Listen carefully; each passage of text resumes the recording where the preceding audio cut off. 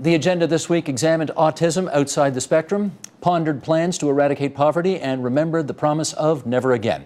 The agenda's Week in Review begins with the budget that started it all.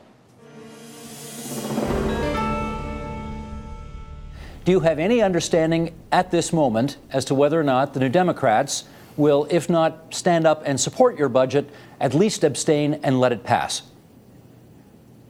I'm perplexed as to why the leader of the third party didn't show up today and didn't stand before the press in regards to what the plan before us is going to mean to her. Because this budget, this plan is about the interests and the well-being and the fortunes of Ontarians. And it shouldn't be about the fortunes of any political party. And I get it, we are talking politics. But this is much more than election cycle decisions that we're making. This is long-term, it's visionary, it's about leadership, it's about providing retirement security to our next generation. It's about enabling them to have greater opportunities, because they all know that the challenges before us at $12,500 is all they can get from CPP is not enough. We need to do better, and I'm surprised that the leader of the third party didn't speak about those things. We'll see what she says tomorrow. Well, you're referring, of course, to the, I'm not sure regular people know about this, but we have a lockup, during which time you, the finance minister, Tim Hudak, and Vic Fideli, the Conservative representatives, and usually the NDP, its leader and finance critic, come in and answer questions from the media. And you're right, Andrea Horwath and Michael Prue did not come into that lockup today. Michael Prue will be here in a moment, and we'll ask him some of these questions. But your leader, Kathleen Wynne, today sent a letter to Andrea Horwath, essentially saying you've got to May 8th to let us know whether or not you're going to support the budget. Now that's, by Kathleen Wynne standards, that feels a bit aggressive and laying down a bit of a gauntlet. Why do you think that's a wise thing to do if you're trying to get the NDP to support you? Well, we've been asking the NDP to come to the table and to have a discussion. The Premier has reached out to Andrea Horwath on a number of occasions. I think we all deserve to know what it is that's going to happen going forward. This budget is, as I've said, has been developed by many submissions and priorities of the people of Ontario, and I think it deserves a reaction and some determination as to what we're going to do next.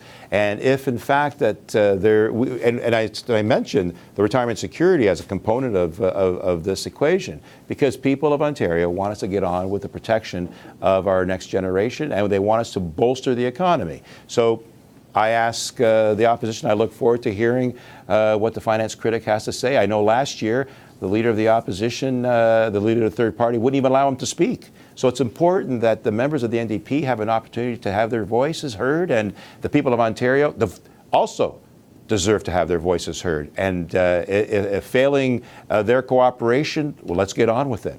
And let's find out where we should go next by giving it to the people of Ontario if the NDP don't wish to support it. Would you like to go to the polls? I would rather this budget pass. I would rather get to the business of governing and putting forward the initiatives in this budget, which is more important to the people of Ontario than it is to us. Well, no, I mean, the Premier signaled very early on in the whole exercise that she was not interested in hearing what we had to say.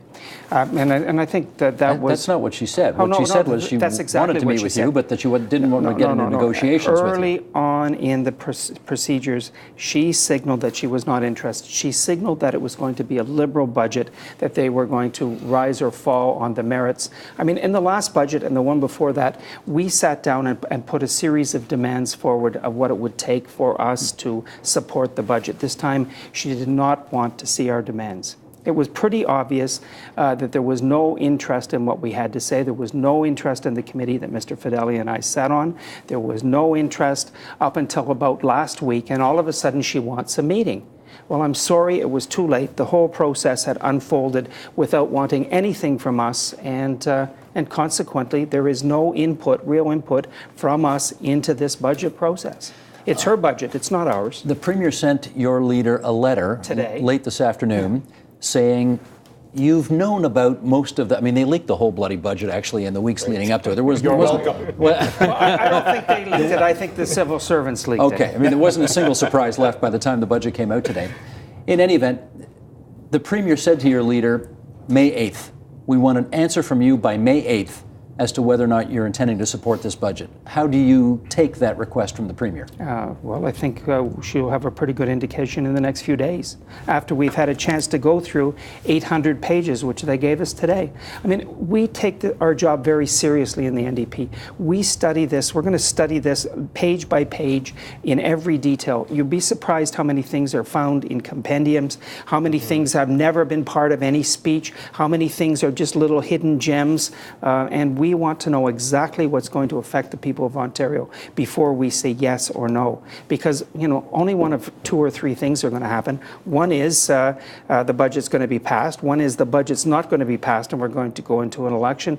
And the other is we're going to, I guess, be in a bit of a stalemate for a while. I really don't know, but we are going to be prepared. And we could not be prepared. We cannot be prepared. No one can be prepared with 800 pages when these were handed to us during, and just for your readers, that was handed to me during Mr. Sousa's speech. That's when we got it. It's a thick document, there's Yes. no doubt about it. Would you like to give Michael Prue some advice on what you think he should do? Well, certainly Michael and I both heard, and I'm going to repeat myself, when we traveled to the 8 cities, and I traveled to 30 cities in Ontario from between Christmas and February, skyrocketing hydro rates, high taxes, and red tape. And Michael, you've got to turn this budget down and help us turn Ontario around, because this is not, we're not on a path to victory for Ontario. We have the highest hydro rates in North America today. We have the highest payroll taxes in Canada, about to get higher. We've released through the budget leaking document, the budget leaking team, almost every item that's in this budget we were well prepared for. There's nothing that came that we didn't already have in advance. The only surprise that we saw today was that it was $12.5 billion deficit this year. That shocked all of us, to be perfectly frank. Higher than you thought it would be. Higher than anybody thought it would be. I mean, the deficit is supposed to be on a plan to be reduced. It was $9.2 billion 2 years ago, $11.3 billion last year. It grew to, shockingly, and now this year they're planning $12.5 billion. That's unconscionable. Michael, we can't let that happen for our kids and our grandkids. Okay, that's your position to him. My question for you is, do you fear that if you defeat this government on this budget, you won't get you coming into power next time, you'll get him coming into power next time, and he's actually worse than this crew in terms of economic approach? Is that a legitimate fear the NDP have? Well, I consider the Conservatives and the Liberals pretty much the same, quite frankly. Oh, now you're offending him. So I mean, I'm hoping that when the election comes, and it may come sooner rather than later, or later rather than sooner, the people of Ontario will look at the alternatives, look at our leader, who is the most popular leader by far, and maybe take a chance, maybe have something different and better. What's your preference? What's my preference to what? You want to go now or you want to wait? I was asked this question earlier today. I'm ready to go if we need to go. There are some people who want to take, and I think our whole caucus and many in the NDP want to have a good, long, hard look at this budget to see whether there's enough in the budget to justify keeping a government which is obviously very troubled and has a whole history that is unsavory, that's putting it pretty mildly, keep them in office. So there will be a wait between whether there's enough good things in this budget versus bad things, versus the other side, which is very clear to me that this government is well past its time. Any idea how many people have been killed so far? It's really difficult to find out, and that's one of the most worrying aspects of this conflict. I know a lot of people have spoken about Rwanda, where we saw 10,000 people killed a day during a 100-day period.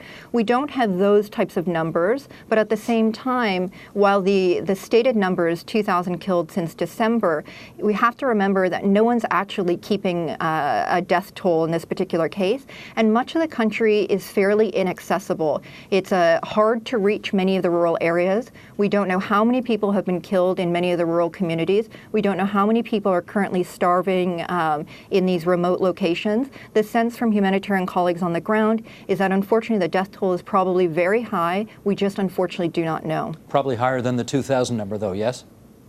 Vastly higher. Vastly higher. Let's talk about boots on the ground, because there are some efforts being undertaken at the moment by other countries to get involved in this crisis. France has apparently committed 2,000 troops to the cause. The African Union has talked about 6,000 peacekeepers on the ground. How successful have these efforts been, as far as you can tell?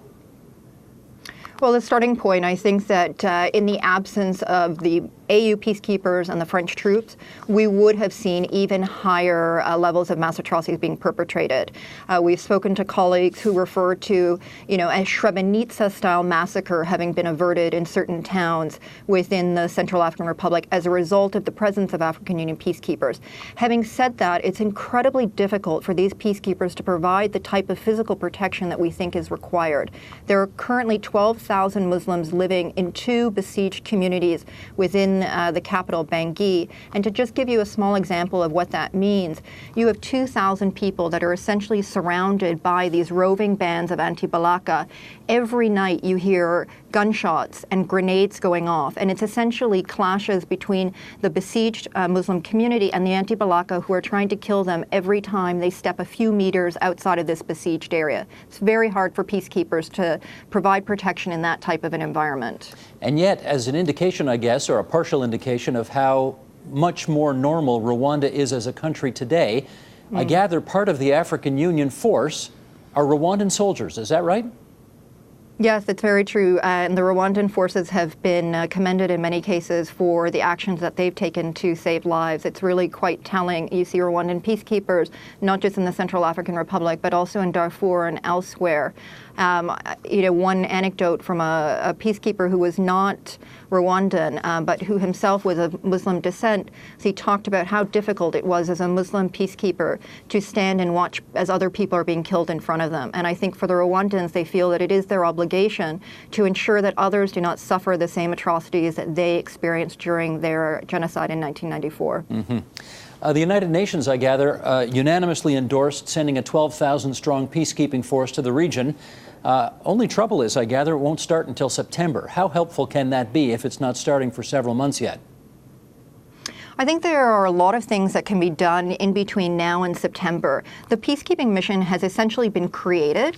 Yes, it's in name alone. We won't see the added infusion of about another 7,000 troops and peacekeepers until September. But between now and then, the UN can invest in local level conflict resolution, mediation efforts between communities. There are still parts of the country where Christians and Muslims live together, and where there can be efforts undertaken to promote greater tolerance amongst those communities. The UN can also take steps to address the rampant culture of impunity, help to ensure that those that are committing crimes are arrested, detained, and prosecuted. We need physical protection on the ground. We need to see the European Union and others put troops there very quickly before September. But there are other steps in addition to actually having boots on the ground that are also needed to help save lives. Your work through the Holocaust Memorial Museum in Washington, D.C., has you working on a web-based system to forecast mass atrocities. Explain to us what exactly you're doing. We are, there are a couple of parts to it from a technical perspective, but in a larger sense, we're trying to build a system, as you said, to provide global forecasting of mass violence, deliberate violence directed against civilians. The point of this program is prevention. We believe that better early warning creates more opportunities for prevention. So we're trying to essentially take the best available forecasting methods and apply them specifically to the problem of anticipating mass atrocities. There have been other efforts to do early warning and forecasting on this topic, but a lot of it's kind of ad hoc, reacting to conflict that's underway, or forecasting efforts that weren't necessarily using the best available methods. So we're really trying to focus specifically on mass atrocities and bring the best available methods to the problem. For us, that means a couple of things. We're doing statistical risk assessments, so building a set of statistical models and then taking the forecasts from them and averaging them that look at all countries of the world at least once a year. And then using a sort of wisdom of expert crowd system as a kind of complement to that, where we have a large pool, or hopefully large pool, of people with subject matter expertise or regional expertise who we basically ask, how likely do you think certain events we're concerned about are in a time frame we're focused on, and update those forecasts as we go to give a sort of live readout on what this pool of experts thinks, where the risks are and how those are changing over time. Well, let's see if we can figure this out even further. What are the different techniques that forecasters such as yourself might use when assessing risk level? Yeah, I think the two I just mentioned are two of the main tools, so statistical risk assessment, and then this wisdom of expert crowds component is a newer one, but there's a lot of ongoing research right now demonstrating that it actually works pretty well. Individual experts tend not to be so good at this problem of forecasting, but it turns out if you average forecasts across a bunch of them, you can get a pretty good read, even on hard topics like mass atrocities or other geopolitical events. Some forecasters also use formal models, game theoretic models that kind of represent a certain kind of situation or problem. And you might, then what essentially varies in those cases is what are the inputs, what are the sort of interests and values Well, that's what I'm of getting different at. Let me players jump the in there game. on that, Yeah. because, for example, if there's a political assassination, presumably that's an input. If there's a drought in the country, Right. presumably that's an input. What other things like that are you looking for? Yeah, those may be. And so one of the reasons I tend to use statistical modeling most often, and one of the reasons is because it allows us to kind of answer empirically that question of which are the factors we ought to be most concerned about. So with forecasting violent political conflict on kind of a large scale, the sort of most fundamental things are just the population size of a country, but then also more particularly levels of economic development. And there, I've actually found that, and many of us have, that infant mortality rates turn out to be an especially sensitive indicator, more so than a country's gross domestic product, for example, because it picks up not just how wealthy a country is, but also some things about how that wealth is being spent and issues of inequality and the like. Features of a country's political institutions, so how democratic or authoritarian is it, and some sort of details on that, how polarized politics is becoming, aspects of sort of how ethnicity relates to politics, not just that there are ethnic groups, but whether they're sort of formally excluded from politics, distributions of natural resources, how the economy is performing recently. So those are the kinds of things that we tend to look at. But again, one of the nice things about doing statistical modeling is we can put those things in a model and get it from the historical evidence some clearer sense of which of them matter more than the others and how much we ought to weight them in our thinking about where the risks are. Let's look at the two chief programs here. We've got Ontario Works and the Ontario Disability Support Program. And you and Munir Sheikh, your co-chair, and your wisdom decided that these two programs ought to be merged, focusing on ability, not disability. Right. When you made that recommendation, what was the reaction from the communities affected? There was a lot of fear from people in the community of disabled persons, and I understand that. Their fear was that municipalities have been charged with running Ontario Works, and at a point in time where it was a very punitive, restricted program, and that mentality would invade supports for persons with disabilities. And so they resist that, and the government has had to deal with that and has not been able to work through with the disability community a way forward that included that recommendation. Well, they went further. They just said thumbs down. They said no. We're not going to do it. Well, at a certain point in time, if you're not going to get anywhere, and it stops you from doing other reforms, you have to. Did you get a heads up on that? I did. The day before they announced, they called and told me. I guess they didn't want me to be surprised and disappointed, just disappointed. So you were disappointed. Well, yeah, I'm disappointed, but Steve, I understand. The community. We always said these are our best recommendations, and by the way, they're a package. They hang together as a package.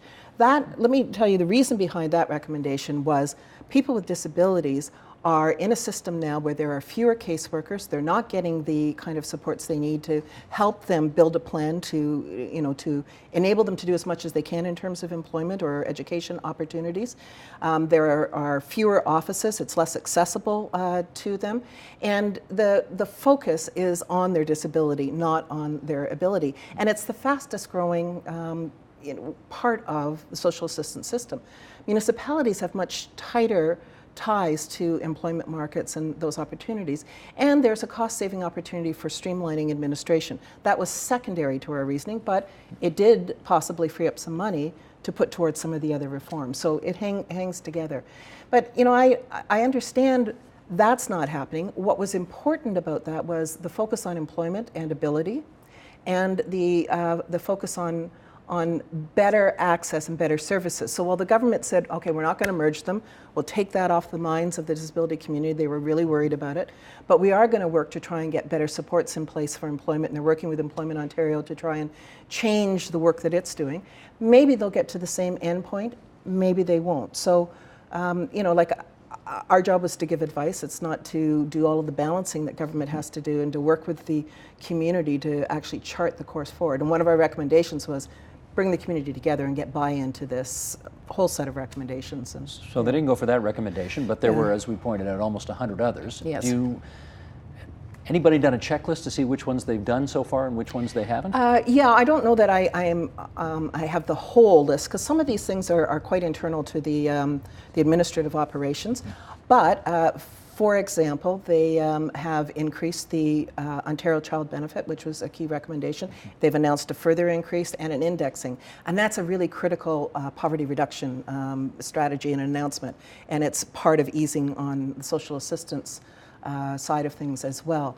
They have eliminated some of the overlap and duplicative and restrictive rules, so around retaining of assets before you qualify for social assistance, some of the ways in which First Nations and northern remote communities administer the program to recognize their unique responsibilities. When they did the social assistance increase, they did a targeted additional increase to the single employables on Ontario Works, and that was an important recommendation. It didn't go as far as high as much as we recommended that they do. I'll look to see in this budget if they do another targeted increase to try and close that gap and bring that lowest rate up. That's all really important.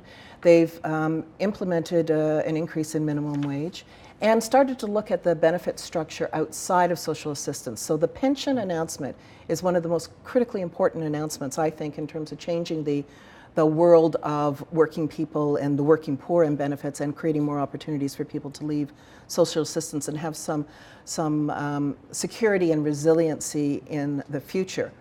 How did we get here? I mean, we all know that taxes are the way we pay for the things we decide to do together. We buy shoes alone, we buy Medicare together. We know that taxes are the thing. Safe water, infrastructure, roads, Medicare, education. It's how we pay for those things we do together. How did we get to tax being a no-go zone? A four-letter word. A four-letter word. Political suicide to run on a tax increase. How did we get there? What's the answer to that? Well, I mean, you can track it to at least 3-4 decades of anti-tax rhetoric. Anti-tax rhetoric that didn't start with, but crystallized with Reagan, Thatcher, that kind of neoliberal view of the economy. That was a time in the late 70s, early 80s where we were dealing with economic stagnation, we were dealing with inflation, people were nervous about whether we'd overbuilt. It was ripe, especially in the Anglo countries. We were ripe for a kind of a new regime, let the market do things. Cut government, make government smaller, reduce its footprint, get it out of the way to some extent, focus it on protecting life, liberty, and property, and not economic and social development. But it was a hard sell. How is it a hard sell? Because for 3 decades we grew to love in Canada Medicare, education. You can't win on taxes, but you can't win on let's kill Medicare, let's drive tuitions through the roof, let's erode infrastructure, let's kill our environment. That's not a good agenda either. No, but somewhere along the way, much of the public came to believe that taxes didn't represent how we pay for services. Exactly, It they got represented decoupled. how politicians take money out of my pocket and spend it on stupid stuff. That was a deliberate campaign. The campaign was constantly that if we reduced taxes, they would pay for themselves. That somehow we could do that without reducing services. Originally, they argued it would generate so much economic activity that they would pay for themselves. You certainly can't tax the job creators. We'll lose jobs, right? Later, because that never pans out, there are always consequences. There are always costs to tax cuts. Then we say, okay, we'll get the gravy train. And there's enough gravy always to point to that make it sound like there are scandals and horrible expenditures that we should hold governments to account, but the numbers never add up. So what's the consequence of the $14 billion a year foregone by cutting the GST 2 points? Well, 14 and all the other tax cuts, in the context of all the other tax cuts, I would say two big consequences. One of them is lost resiliency. Imagine how much more easily we would have managed the meltdown in 2008 with a surplus. And a surplus gives you real resiliency.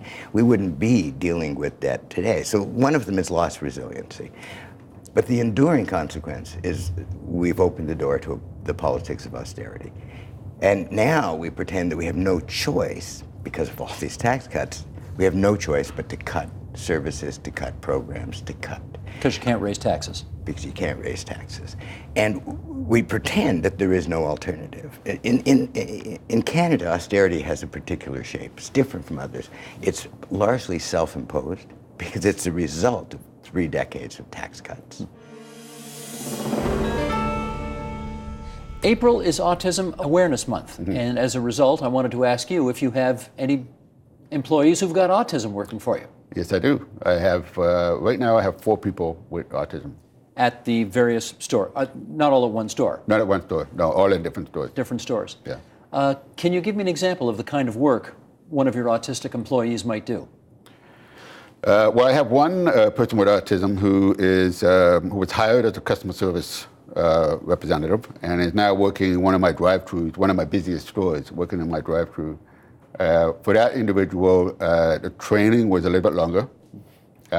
He did not tell us that he had autism when he first started with us, but he is at the higher end of the spectrum. So very high functioning. High functioning, and he's doing a fantastic job. He had difficulty with understanding time, and so it would show up for his shift late. But once we got through that and he understood, he became a great asset to the company. The other 3 people we have working with autism working entry-level positions. So they're looking after dining rooms, and one of them is looking after a very large parking lot in one of our stores. The interesting thing is, one of my employees with autism, who's been with me for 6 years, has had 2 promotions in the 6 years. She started off working in a dining room doing the same job that Clint would be doing. But very quickly we realized she was capable of more. Is that Tanya? That's Tanya. That's Tanya. And it's one of the things I've learned about working with people with disabilities is that when they come on board, you always do a sort of litmus test. You think you know what their capabilities are. But it's not until you give them that opportunity to stand on their own 2 feet. They're away from their parents for the first time. They're away from school. They're away from the stakeholder groups and the social service agencies. They've got a boss. There's expectations. And you see them shine. Of the 94 people I hired with a disability, I can guarantee you I was wrong 94 times about their capabilities in the job. And in the workplace. Meaning you thought their capabilities... I thought their capabilities would not be as good as what they were. As what they turned out to be. That's right. Absolutely. An employer wants all of his employees or her employees to seamlessly work together as a team. That's right. Does that happen when you have disabled and able-bodied people working together, or people who may have intellectual disabilities? Because the assumption or the fear would be that that's harder. It's actually easier. What we've found is that by hiring people with disabilities, you're changing the culture of your workforce. You have an inclusive workforce. So you're changing the culture of the workforce, especially for those without disabilities. And we see that now. We get applications from people who say, you know, Mark, are you the Tim Horton franchisee who hires people with disabilities? And I say, yes, I am. You'd like to apply. What is your disability? And they say, well, I don't have one. But I want to work here because you do hire people with disabilities. So what it does is it changes the culture of the workforce.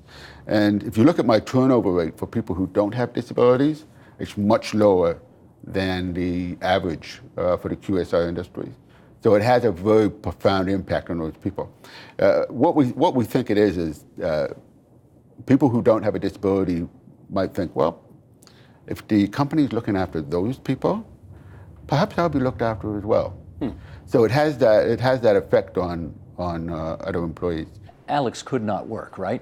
Well, that's what I was just going to say, Steve, Yeah. is that my son will never work. He will never have functional employment. He will always need personalized care and support all his life from the time he goes into his senior years. And it's really a big issue because the kind of supports that he needs are not the kind of supports that are funded. And it's a very specialized, multimodal disability that he has. And it's a big challenge. You're how old? I'm 64. I don't want to get too personal about this, but I know this is something that you've thought about before, so I don't think this is going to come as a great shock to you, this question. Have you thought about what's going to happen when you're not around anymore and what happens to Alex? Absolutely. You know, initially, as you go through your life, Steve, with a severely disabled child like Alex, your concern is the day-to-day care and the management of his services and supports and trying to keep your own stress level and health in a good condition. And of course, when you're younger, you're more able to do that and you have more optimism and more energy than you have as you age. As you become ill and you age and the normal processes, it really becomes a difficulty. For us, that's the concern of all disabled parents, is what happens to my son after we pass away. And what's the answer? Well, the answer is that he's in a system that as parents we see as being working on a minimalist model, minimally funded, minimally supported. We have ODSP at $12,000 a year while he's living with us. It's wonderful, but when he has to go out and buy services and live, pay for all of his food, clothing, shelter, and so on a stipend that is basically 40% below the poverty line, that's a serious concern for any parent going forward. And who's going to care for him? Who's going to advocate for him? Who's going to manage his case file as he goes through his years? And who is ultimately going to care for these people as they age? Do we have an answer for that, Lori?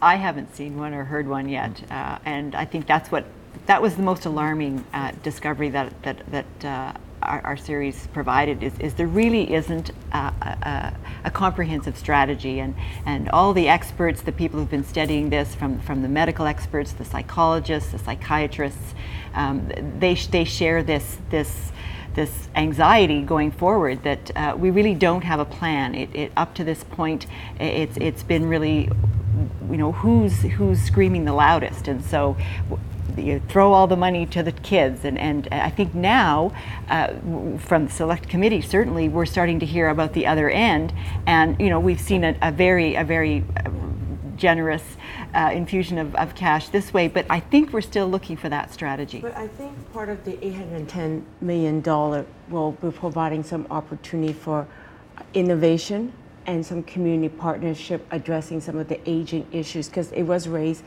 in the interim report that we have heard from family members with an aging adult with development disability, and the concern about putting these individual in a long-term care facility when it's not very appropriate. Mm-hmm. So that issue was raised, and we heard across. What does innovation look like? Innovation in terms of partnering with the various sectors, okay? Because we know that there were a number of agencies brought forth about housing that was before the committee, very innovative. I mean, they were so creative, the suggestion to the panels, and at the same time, they also encouraging us to advocate for them in a final report. So I do believe that the minister, through his announcement, part of the $810 million, there will be opportunity for that innovation and community partnership in terms of housing support. If I might say sure, so, Robert. Steve, the concern I have, of course, is that this commitment of funding lasts until the election. And as Which parents, could be in 2 months. Which could be in 2 months. And as parents of disabled children, we become very cynical about funding announcements and money that's pledged. It's really the reality of the money that comes out at the other end, the money we actually see in the system. And it doesn't give us much confidence when we look at ODSP and the wait lists and the underfunding of the different supports that are required for disabled people when we hear these promises from the current government. So we're cynically optimistic as we go forward. Cynically optimistic. Exactly. I like that. That's a new one. And that is the Agenda's Week in Review. You can see all of those programs in their entirety if you want to. They're on our website, theagenda.tvo.org, on our iTunes channel, or on our YouTube channel, which is youtube.com/theagenda. Support Ontario's public television. Donate at tvo.org.